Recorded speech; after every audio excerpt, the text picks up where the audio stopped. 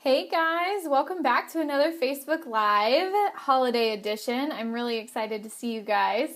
I am just tuning in from the craziness that is Austin holidays, and I'm excited to talk to you guys. So if this is your first Facebook Live broadcast, welcome.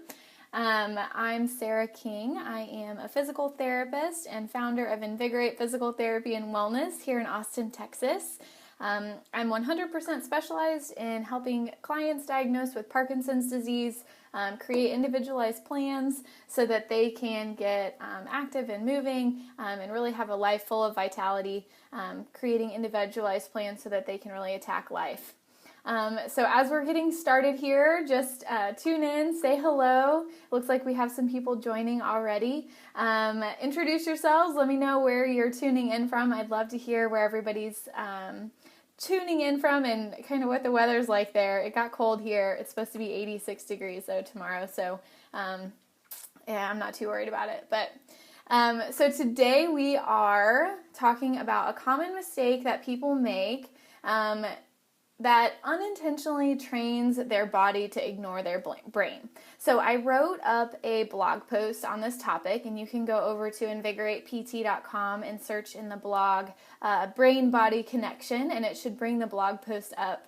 And today we're going to dive a little bit deeper into the topic and really give you some tools that you can start implementing today in the crazy holiday schedule to help you be more mindful and help you reconnect your brain with your body. So it looks like we have some people tuning in. Hello, Sally. Hello, Sharon. It is really cold. That winter vortex is upon us, I know.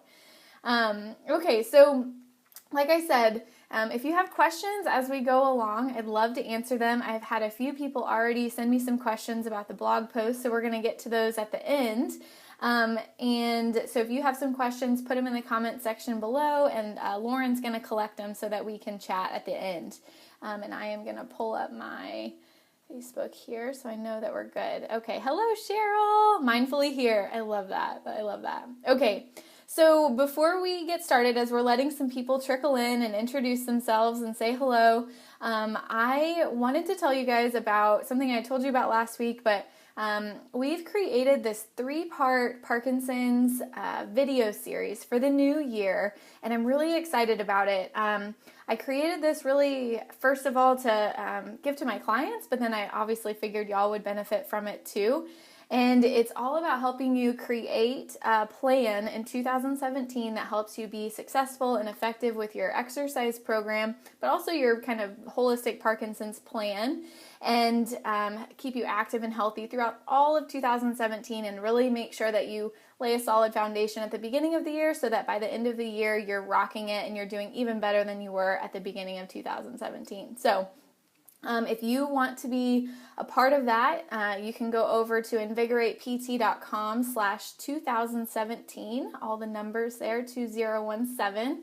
And when you sign up, you actually get a free copy of a book I wrote, an ebook that I wrote about building your foundation and to get the most out of your Parkinson's program. So you get that for free delivered to you whenever you sign up there, and then you'll get notifications about the video series when it goes live on January 2nd.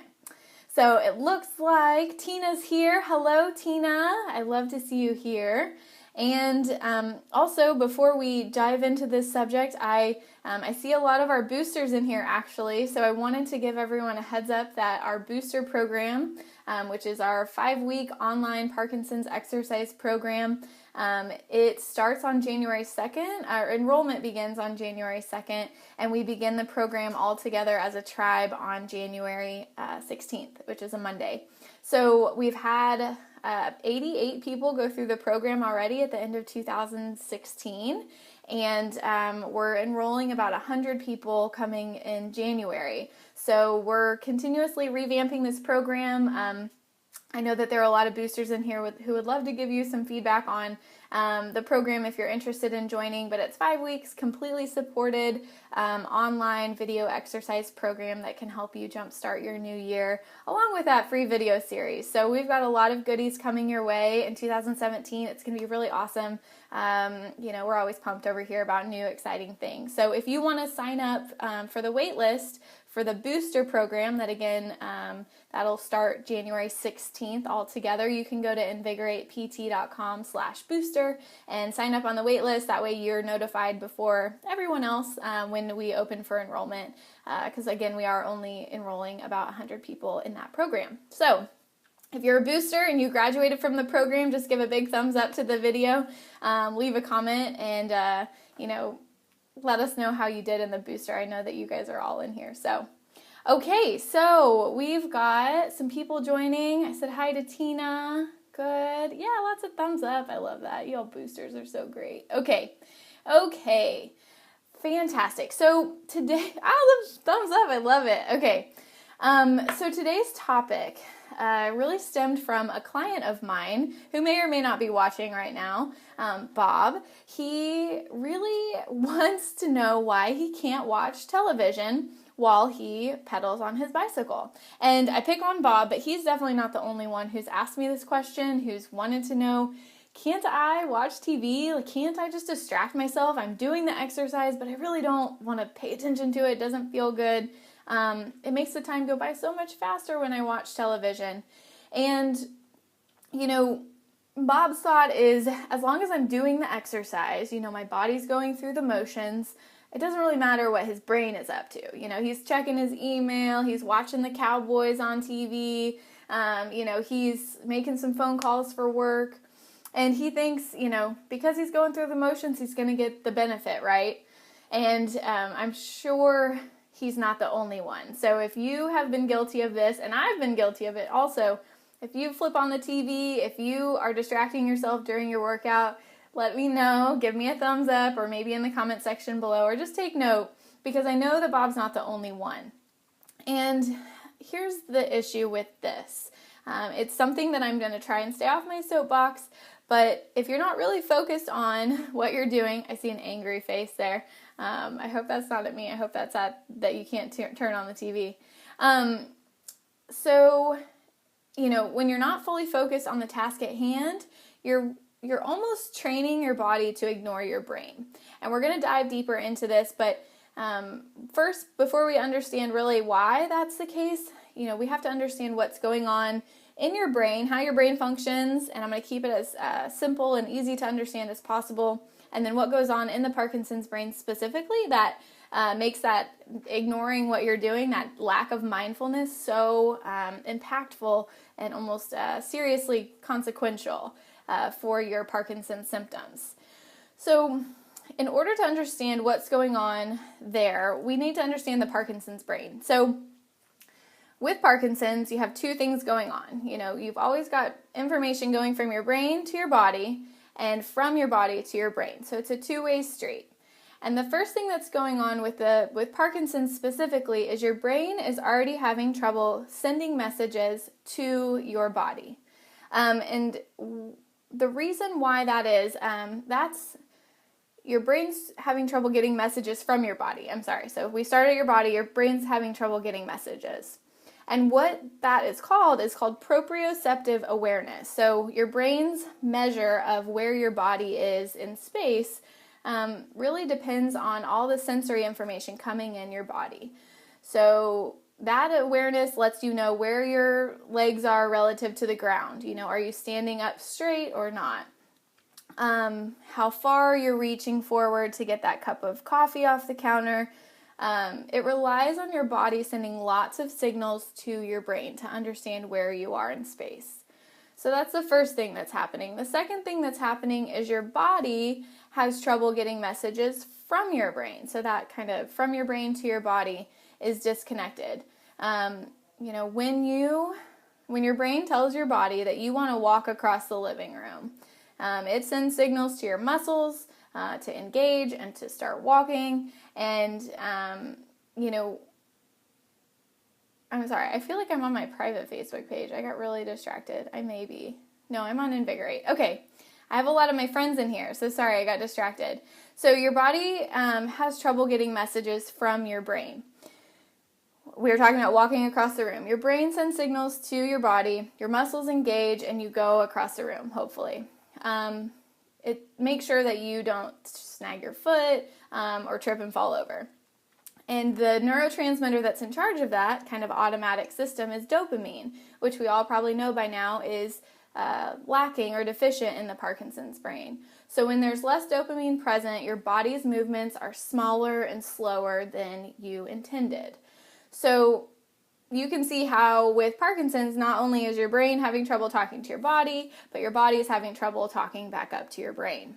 So if this feels like you, and you feel like sometimes your body just isn't doing what your brain is telling it to, or your brain isn't getting a message that your body is sending it and you feel really disconnected, just hit the thumbs up or let me know if that's you. And to take that a step further, something I hear from a lot of my clients is they feel better, more connected, more balanced, more energized after they exercise, and more connected and fluid. I see a lot of thumbs up. So this is incredibly common. And after you work out, what you're doing is you're reconnecting your brain with your body in so many ways, which is why it's so effective for Parkinson's specifically. So as we're continuing this understanding of how our brain connects to our body and why, it's also important to understand what's happening during exercise that makes our brain change. And this is something that I dive into in the blog post. I'm going to try and keep it light here today for our live. But the reason why exercise is so effective for your brain is this concept of adaptation.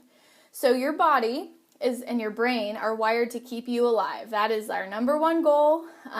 It's not to watch the Cowboys play. It's not to make it to, Christmas dinner. It's to keep you alive right now. And in order to do that, your brain is always taking in information of threats in your environment. That lion around the corner, that road rage driver on Christmas Day, or, some really awful virus that's going around. Your body's always trying to adapt and change so that it can keep you alive. So the stimulation you get from your environment tells your brain, okay, there's information here, what do I do with it? So when we're exercising, for example, you're lifting weights and you get to about 10 and you start to feel weak. You start to feel like you can't do anymore, but you push yourself a little bit farther and do 15. When you finish, your arms are tired, your muscles have been pushed past what they're able to do, and your brain goes, oh, Sarah wants to be able to do 15 of these, so the next time we better be ready. So I'm going to send some cells to rebuild my muscles. The same thing happens when you learn how to play the piano or play the guitar. Your body goes, oh, okay, you want to be able to do this, but you're messing up quite a bit. I need to learn how to make these movements more efficient because you're asking me to do this over and over and over. That's called adaptation, and that's why exercise is so powerful. And that's why, you want to do the movements that you want to practice the movements that you eventually want to do better in the long run. Practicing anything, singing, typing, playing the guitar, playing soccer. When you sit a lot, you're practicing sitting and you're going to get a lot better at sitting. But that's another side conversation. So we've got this adaptation concept. And adaptation really succeeds when you fail at something. So your brain doesn't find any reason to adapt or change when you've succeeded at something. I got up and walked across the room. It wasn't difficult. I didn't get winded. I didn't trip and fall. So my brain goes, oh, she can do that just fine. I don't have to get better at walking. But when you fail, say that I did trip and fall, your body goes, why did I fall? Did I drag my toe? Did I not see? Did I not scan something in my environment? And the next time you do it, you're going to get better. So these concepts, adaptation and then this disconnect already by the Parkinson's pathology, are two things at play when we're talking about being mindful during your workout and during your everyday activity. So if I haven't lost you all yet, give me a big thumbs up. We're going to get out of the science and back into the fun stuff. But the take-home message there is that when your brain is tuned into the television, if you're watching TV while you're biking, it's really not able to multitask in the way that it can't pay attention to what your body is doing if it's tuned into a TV. I see lots of thumbs up. I'm glad y'all are with me still. So your brain is paying attention to the TV and it's tuning out all of that great information from your body. And the less information it gets from your body, the less adaptation it's going to have. It doesn't know that it should adapt because it's not paying any attention to the signals you are sending it from your body.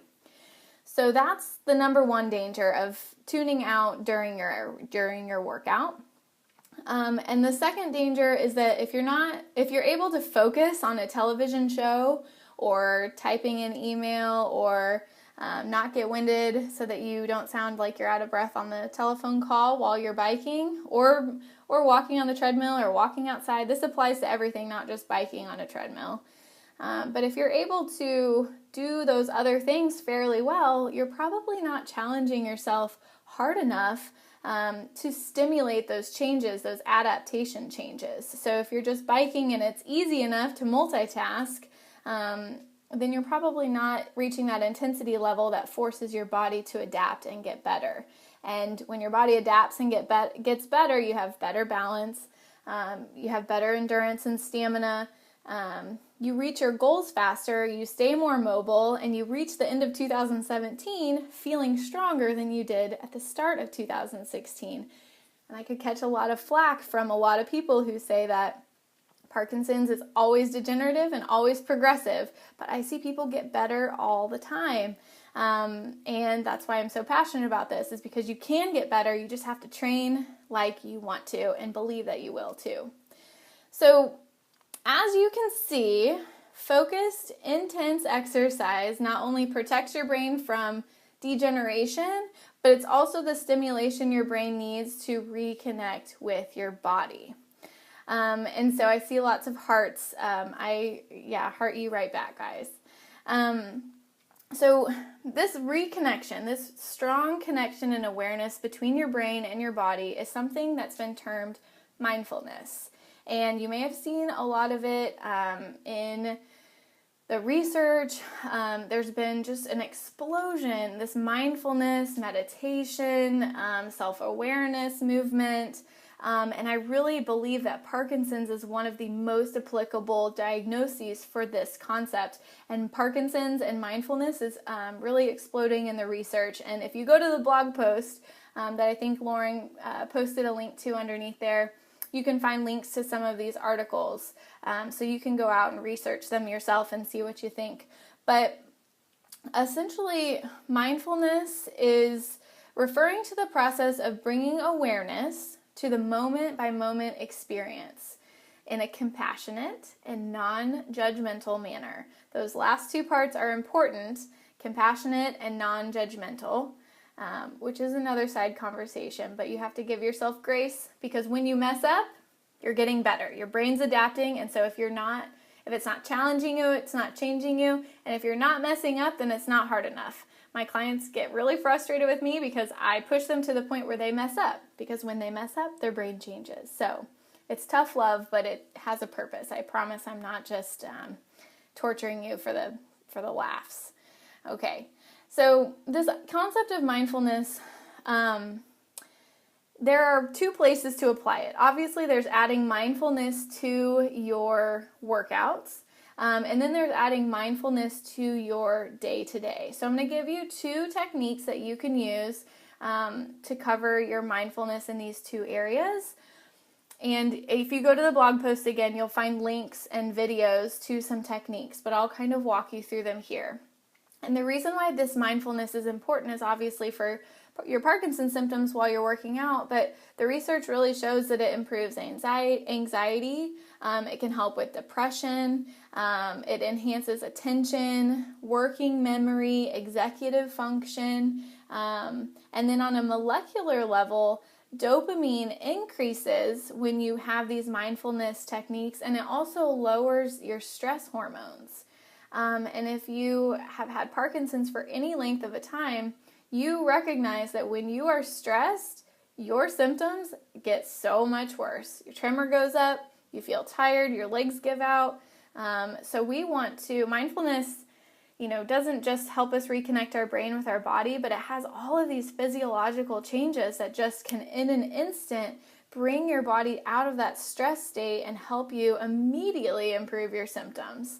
I see some thumbs up and some hearts, so if you have a mindfulness practice, please share it in the in the comment section below, because we could all benefit from learning from you guys and just having this collective conversation about mindfulness practice, because I think it gets woo-wooed a lot, but I think it's one of the most important things that you could possibly be doing. So Mindy says, I've been doing rock steady boxing 3 times a week and practicing mindful meditation with Corey Mascara. I'll have to look him up. Both are really helping so much. I'm so happy to hear that, Mindy. There was a study that combined mindfulness and aerobic exercise and significantly improved symptoms of major depressive disorder. So that combination of aerobic exercise and mindfulness, even a few days a week, can significantly improve your symptoms, for sure. So kudos to you, Mindy, definitely. Okay, so let's talk about these 2 techniques. So the first way to incorporate mindfulness into your daily life is to tune into your workouts. So the way that this manifests is by doing workouts that challenge you mentally. So it's cognitively challenging. If any of you are graduates of the POWER program, which you probably know I'm certified in the POWER program by now, the Parkinson's Wellness Recovery Program, it's an upgraded version of the Big and Loud program, if you're not familiar with it.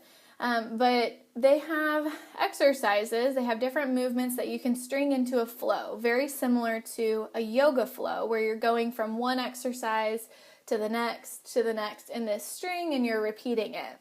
And the reason why I like these flow exercises is because you have to really tune into the exercise you're doing right then. You have to have a little bit of a forward thinking to what's coming next, and hitting, where your hands go, are your elbows straight, are you standing up tall, are you breathing? There's so many ways to tune into your workout, and it may slow you down initially, but really that connection is super valuable. So once you get the connection, you can start increasing your speed and the size of your movements and whatnot. So flows are really wonderful. A yoga flow where you're in a yoga class, it could be chair yoga, it could be standing yoga, regular yoga, whatever kind of yoga, where you're practicing stringing some movements together and really having to think about your form. Tai Chi and Qigong are also really excellent for connecting your brain with your body. Mindy mentioned boxing. I love boxing. Make sure you're doing big movements, but you've got some boxing combinations in there. You've got to remember, okay, I took a boxing class for a winter, and, they just give you numbers like 1, 3, 4, 2, and you have to remember which arm swing goes with which.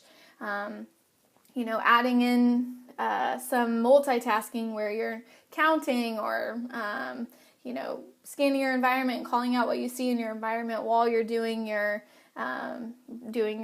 booster program exercises. Adding that bit of mindfulness where you're having to pay attention to what your body's doing is really powerful.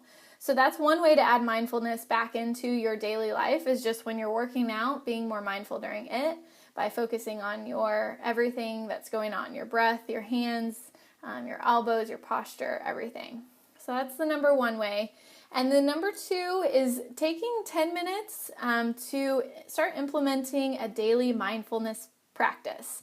So in the blog again, there's a link to a few different breathing exercises by Dr. Andrew Weil, Weil, and he talks about these breathing techniques where you can sit in a chair, and the simplest way to do it is sit in a chair, close your eyes, and literally just focus on breathing in your nose and out your nose. Just keeping your mouth shut, everything relaxed, and just focus on that feeling of air coming in your nose, filling up your lungs, holding it for a count of 3, exhaling, and feeling that breath. And just counting your breath in, counting your breath out for 10 minutes or for 10 breaths. It doesn't even matter. Even that short period of time can help you turn off your stress signals and start reconnecting your body with your brain. So those are some breathing techniques you could use for a daily practice. Some of you may pray. Some of you may meditate. I personally am a meditator.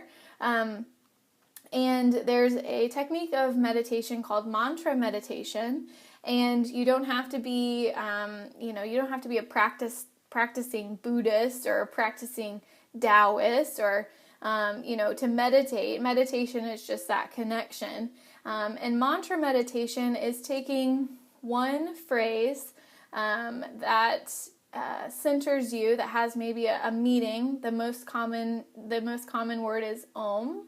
OM, just Om, over and over, saying it in your head, sitting in a chair, breathing deep, and every exhale, just saying that word Om, Om. Another great word for mantra meditation is Soham. Satnam is another. Satnam is my name is peace. I am peace. That's one of my favorites to help me calm down a little bit. But you can just sit in a chair on the floor, quiet time, 10 minutes, and just do a mantra meditation. If you go to my blog post, again, there's a link to a wonderful woman. Her name's Gabby Bernstein. She walks you through how to do a mantra meditation if you're interested in doing that as well. And then the final resource I want to direct you to for a mindfulness practice is a bigger movement called the mindfulness-based stress reduction technique. They have quite a few techniques for mindfulness, but one is a body scan, which I really enjoy.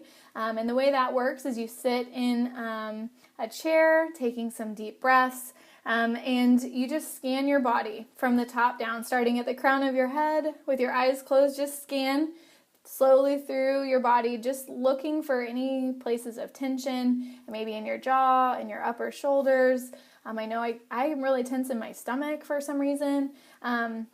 And just going from the top down all the way to your toes. Once you get to the toes, start back over from the top. And just breathing deep, and every time you find this place of tension, just take a deep breath and breathe some oxygen into there. Let it relax and move on to the next part of your body.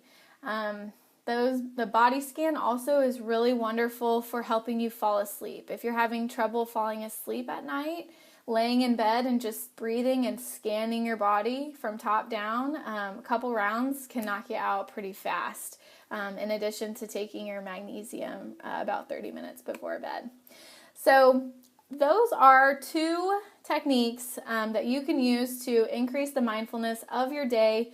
You can do it while you're working out again, or while whenever you wake up in the morning. Take the first 10-15 minutes of your day to really center with some breathing, some mantra meditation, or a couple body scans, and then go about your day and let me know if that worked for you.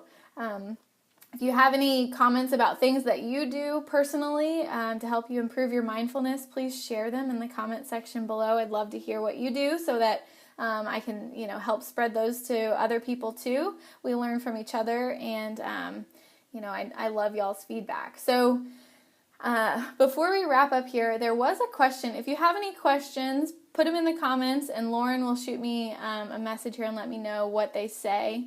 But I did get a question from Joe Sosto. I hope I'm saying that right, Joe. I'm sorry if I'm not. He said, I sometimes try to distract myself with music when I'm exercising.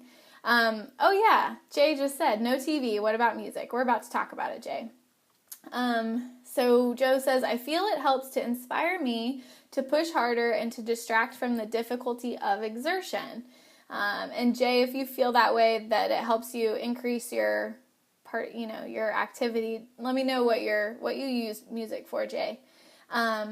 So Joe asked, am I taking the wrong approach? I love music and exercising. I love, if any of you also follow Jim Kennedy, he's a friend of mine in the Woodlands in Texas, and he is a huge proponent of the research of music and Parkinson's.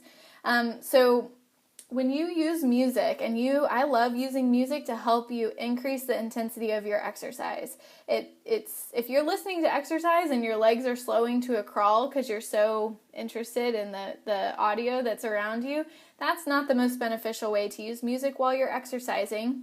But if you find something with a pretty consistent beat, I found that 50s rock and roll Pandora Station has a lot of great music to help you pace yourself.